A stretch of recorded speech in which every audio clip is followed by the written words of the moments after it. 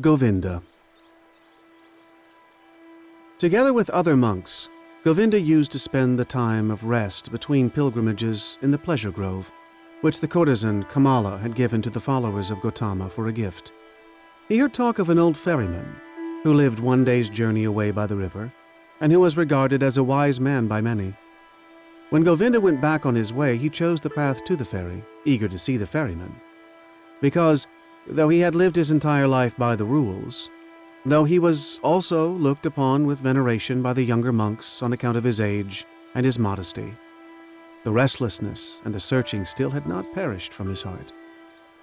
He came to the river and asked the old man to ferry him over, and when they got off the boat on the other side, he said to the old man, "You're very good to us monks and pilgrims. You have always ferried many of us across the river. Aren't you too, ferryman, a searcher for the right path?" Said Siddhartha, smiling from his old eyes, "Do you call yourself a searcher, O venerable one, though you are already old in years and are wearing the robe of Gautama's monks?" "It's true I'm old," spoke Govinda, "but I haven't stopped searching. Never I'll stop searching. This seems to be my destiny. You too, so it seems to me, have been searching. Would you like to tell me something, O honorable one?" Said Siddhartha, "What should I possibly have to tell you, O venerable one? Perhaps that you've been searching far too much? That in all that searching you didn't find the time for finding?" "How come?" asked Govinda. "When someone is searching," said Siddhartha, "then it might easily happen that the only thing his eyes still see is that what he searches for, that he is unable to find anything, to let anything enter his mind, because he always thinks of nothing but the object of his search, because he has a goal, because he is obsessed by the goal. Searching means having a goal, but finding means being free, being open, having no goal. You, O venerable one, are perhaps indeed a searcher, because striving for your goal, there are many things you don't see, which are directly in front of your eyes."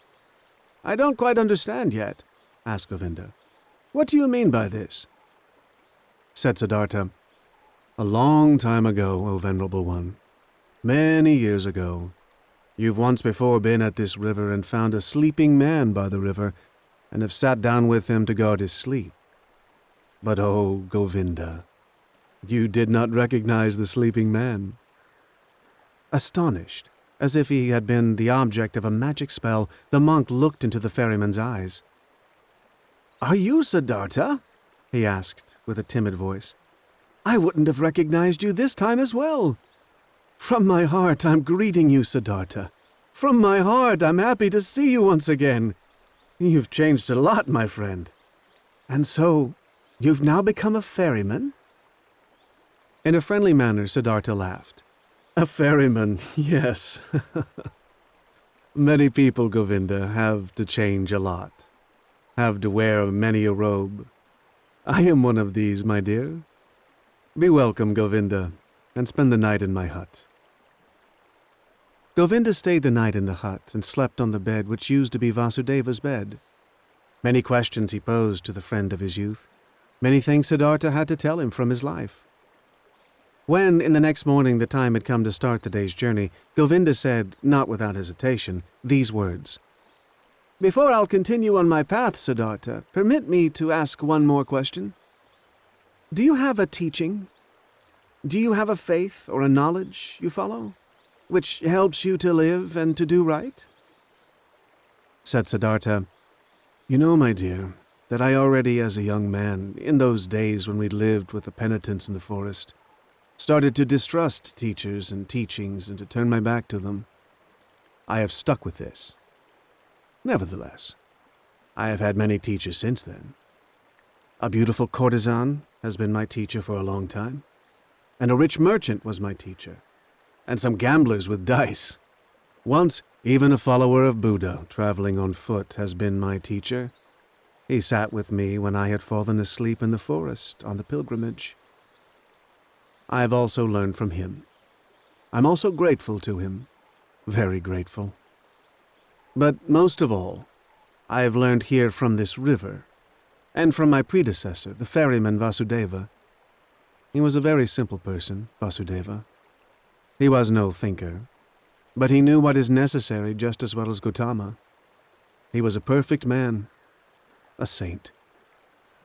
Govinda said, "Still, O Siddhartha, you love a bit to mock people, as it seems to me. I believe in you and know that you haven't followed a teacher. But haven't you found something by yourself? Though you found no teachings, you still found certain thoughts, certain insights, which are your own and which help you to live? If you would like to tell me some of these, you would delight my heart." Said Siddhartha, "I've had thoughts, yes, and insight, again and again. Sometimes, for an hour or for an entire day, I have felt knowledge in me, as one would feel life in one's heart. There have been many thoughts, but it would be hard for me to convey them to you. Look, my dear Govinda, this is one of my thoughts, which I have found. Wisdom cannot be passed on. Wisdom, which a wise man tries to pass on to someone, always sounds like foolishness." "Are you kidding?" asked Govinda. "I'm not kidding. I'm telling you what I've found. Knowledge can be conveyed, but not wisdom. It can be found, it can be lived, it is possible to be carried by it, miracles can be performed with it, but it cannot be expressed in words and taught. This was what I, even as a young man, sometimes suspected, what has driven me away from the teachers. I have found a thought, Govinda, which you'll again regard as a joke or foolishness, but which is my best thought. It says, 'The opposite of every truth is just as true.' That's like this. Any truth can only be expressed and put into words when it is one-sided. Everything is one-sided which can be thought with thoughts and said with words. It's all one-sided. All just one half. All lacks completeness, roundness, oneness." When the exalted Gautama spoke in his teachings of the world, he had to divide it into samsara and nirvana, into deception and truth, into suffering and salvation. It cannot be done differently. There is no other way for him who wants to teach. But the world itself, what exists around us and inside us, is never one-sided. A person or an act is never entirely samsara or entirely nirvana. A person is never entirely holy or entirely sinful. It does really seem like this because we are subject to deception, as if time was something real. Time is not real, Govinda. I have experienced this often and often again. And if time is not real, then the gap which seems to be between the world and the eternity, between suffering and blissfulness, between evil and good, is also a deception." "How come?" asked Govinda timidly. "Listen well, my dear. Listen well. The sinner, which I am and which you are, is a sinner. But in times to come he will be a Brahma again. He will reach the nirvana, will be Buddha. And now, see, these times to come are a deception, only a parable. The sinner is not on his way to become a Buddha. He is not in the process of developing, though our capacity for thinking does not know how else to picture these things. No. Within the sinner is now and today already the future Buddha. His future is already all there. You have to worship in him, in you, in everyone, the Buddha which is coming into being, the possible, the hidden Buddha. The world, my friend Govinda, is not imperfect or on a slow path towards perfection. No, it is perfect in every moment. All sin already carries the divine forgiveness in itself. All small children already have the old person in themselves. All infants already have death. All dying people, the eternal life. It is not possible for any person to see how far another one has already progressed on his path. In the robber and dice gambler, the Buddha is waiting. In the Brahmin, the robber is waiting. In deep meditation, there is the possibility to put time out of existence, to see all life which was, is, and will be as if it was simultaneous. And there, everything is good, everything is perfect, everything is Brahman. Therefore, I see whatever exists as good. Death is to me like life. Sin like holiness, wisdom like foolishness. Everything has to be as it is. Everything only requires my consent, only my willingness, my loving agreement to be good for me, to do nothing but work for my benefit, to be unable to ever harm me. I have experienced on my body and on my soul that I needed sin very much. I needed lust, the desire for possessions, vanity, and needed the most shameful despair. In order to learn how to give up all resistance, in order to learn how to love the world, in order to stop comparing it to some world I wished, I imagined some kind of perfection I had made up. But to leave it as it is, and to love it, and to enjoy being a part of it. These, O Govinda, are some of the thoughts which have come into my mind. Siddhartha bent down, picked up a stone from the ground, and weighed it in his hand. This here, he said, playing with it, is a stone, and will, after a certain time, perhaps turn into soil, and will turn from soil into a plant or animal or human being. In the past, I would have said, "This stone is just a stone, it is worthless, it belongs to the world of the Maya," but because it might be able to become also a human being and a spirit in the cycle of transformations, therefore I also grant it importance. Thus I would perhaps have thought in the past.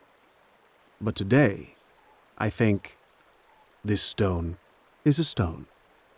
It is also an animal. It is also a god, it is also Buddha. I do not venerate and love it because it could turn into this or that, but rather because it is already and always everything. And it is this very fact, that it is a stone, that it appears to me now and today as a stone. This is why I love it, and see worth and purpose in each of its veins and cavities. In the yellow, in the gray, in the hardness, in the sound it makes when I knock at it, in the dryness or wetness of its surface. There are stones which feel like oil or soap, and others like leaves, others like sand, and every one is special and prays the Om in its own way. Each one is Brahman, but simultaneously, and just as much it is a stone, is oily or juicy, and this very fact which I like and regard as wonderful and worthy of worship. But let me speak no more of this. The words are not good for the secret meaning. Everything always becomes a bit different as soon as you put it into words. It gets distorted a bit silly. Yes, and this is also very good, and I like it a lot. I also very much agree with this, that this, what is one man's treasure and wisdom, always sounds like foolishness to another person. Govinda listened silently. "Why have you told me this about the stone?" he asked, hesitantly, after a pause. "I did it without any specific intention. Or perhaps what I meant was that we should love this very stone, and the river, and all these things we are looking at and from which we can learn. I can love a stone, Govinda, and also a tree or a piece of bark. These are things, and things can be loved, but I cannot love words. Therefore, teachings are no good for me. They have no hardness, no softness, no colors, no edges, no smell, no taste. They have nothing but words. Perhaps it is these which keep you from finding peace. Perhaps it is the many words. Because salvation and virtue as well, samsara and nirvana as well, are mere words, Govinda. There is nothing which would be nirvana. There is just the word nirvana." Said Govinda, "Not just a word, my friend, is nirvana. It is a thought." Siddhartha continued, "A thought, it might be so. I must confess to you, my dear, I don't differentiate much between thoughts and words. To be honest, I also have no high opinion of thoughts. I have a better opinion of things. Here on this ferry boat, for instance, a man has been my predecessor and teacher, a holy man, who has for many years simply believed in the river, nothing else. He had noticed that the river spoke to him. He learned from it. It educated and taught him. The river seemed to be a god to him. For many years he did not know that every wind, every cloud, every bird, every beetle was just as divine, and knows just as much and can teach just as much as the worshipped river. But when this holy man went into the forests, he knew everything. Knew more than you and me, without teachers, without books, only because he had believed in the river. Govinda said, "But is that what you call things? Actually something real? Something which has existence? Isn't it just a deception of the Maya? Just an image, an illusion? Your stone, your tree, your river? Are they actually a reality?" "This, too," spoke Siddhartha, "I do not care very much about. Let the things be illusions or not. After all, I would then also be an illusion. And thus, they are always like me. This is what makes them so dear and worthy of veneration for me. They are like me. Therefore, I can love them. And this is now a teaching you will laugh about. Love, Govinda, seems to me to be the most important thing of all.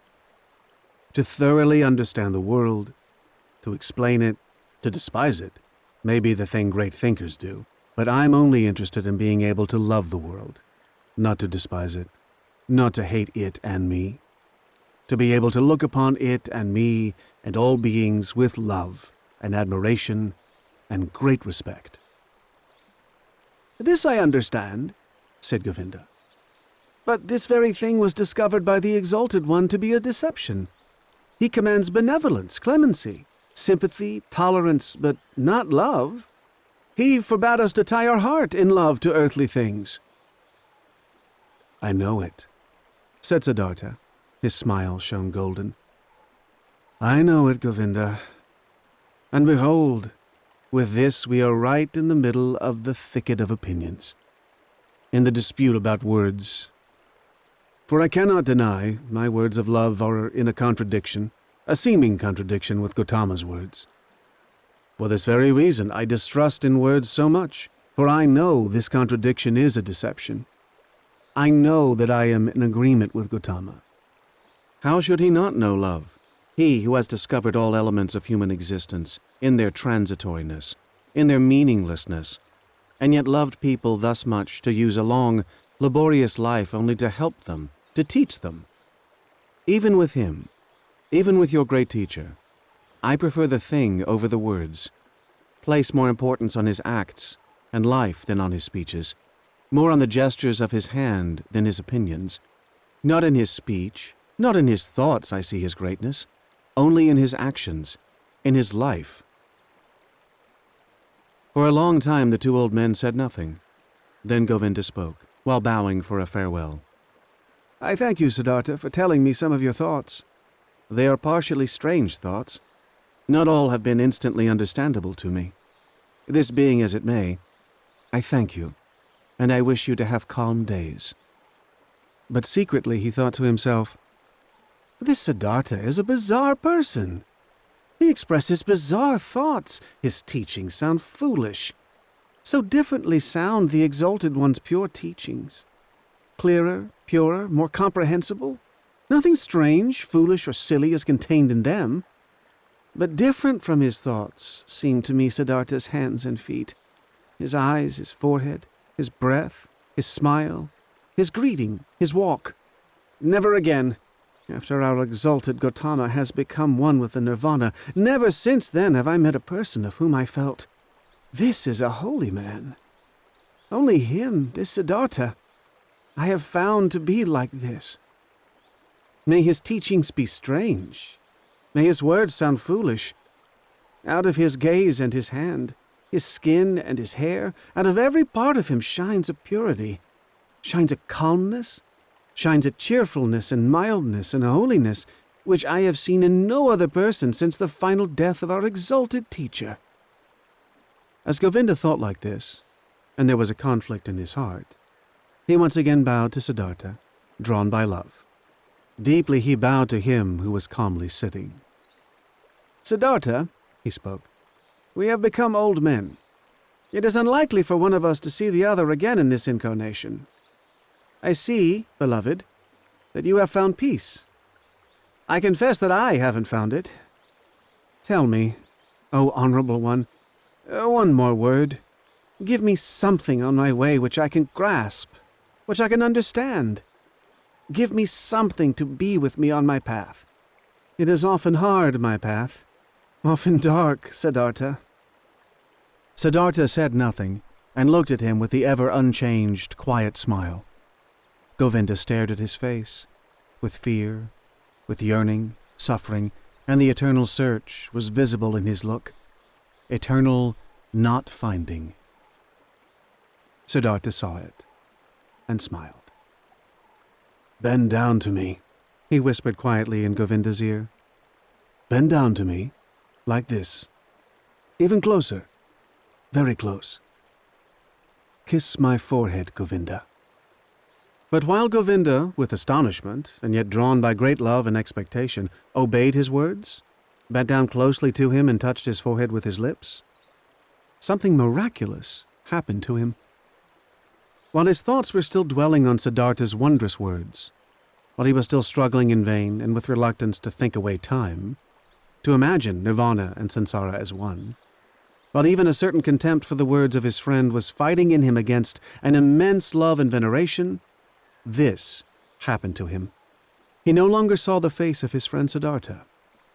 Instead, he saw other faces. Many. A long sequence, a flowing river of faces, of hundreds, of thousands, which all came and disappeared, and yet all seemed to be there simultaneously, which all constantly changed and renewed themselves, and which were still all Siddhartha. He saw the face of a fish, a carp, with an infinitely painfully opened mouth, the face of a dying fish with fading eyes.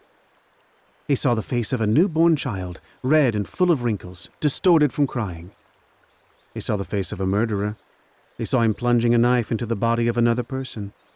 He saw, in the same second, this criminal in bondage, kneeling, and his head being chopped off by the executioner with one blow of his sword. He saw the bodies of men and women, naked in positions and cramps of frenzied love.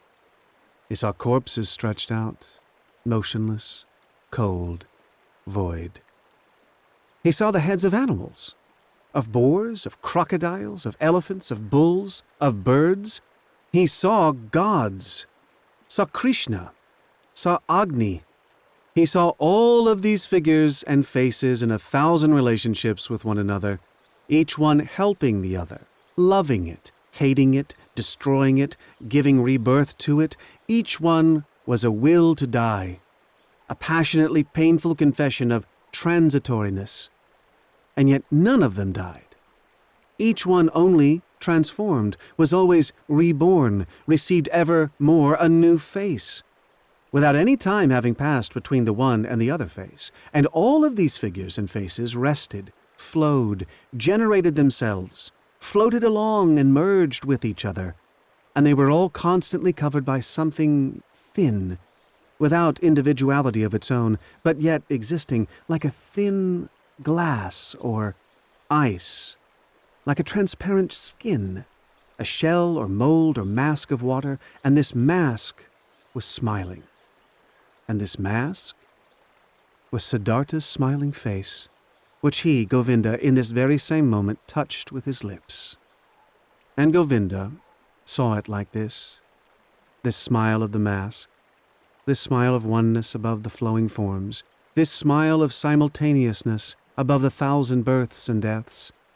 This smile of Siddhartha was precisely the same. was precisely of the same kind as the quiet, delicate, impenetrable, perhaps benevolent, perhaps mocking, wise, thousand-fold smile of Gautama the Buddha, as he had seen it himself, with great respect 100 times. Like this, Govinda knew, the perfected ones are smiling. Not knowing any more whether time existed, whether the vision had lasted a second or 100 years, not knowing any more whether there existed a Siddhartha, a Gautama, a me, and a you, feeling in his innermost self as if he had been wounded by a divine arrow, the injury of which tasted sweet, being enchanted and dissolved in his innermost self. Govinda stood still for a little while, bent over Siddhartha's quiet face, which he had just kissed, which had just been the scene of all manifestations, all transformations, all existence. And the face was unchanged, after under its surface the depth of the thousand-foldness had closed up again. He smiled silently, smiled quietly and softly, perhaps very benevolently, perhaps very mockingly, precisely as he used to smile, the exalted one. Deeply, Govinda bowed. Tears he knew nothing of ran down his old face. Like a fire burnt the feeling of the most intimate love, the humblest veneration in his heart. Deeply he bowed, touching the ground, before him who was sitting motionlessly, whose smile reminded him of everything he had ever loved in his life, what had ever been valuable and holy to him in his life.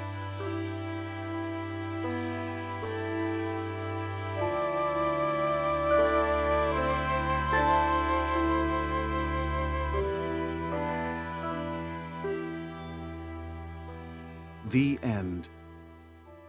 You've been listening to Siddhartha, written by Herman Hesse, narrated by Sean Pratt and Susan Hanfield.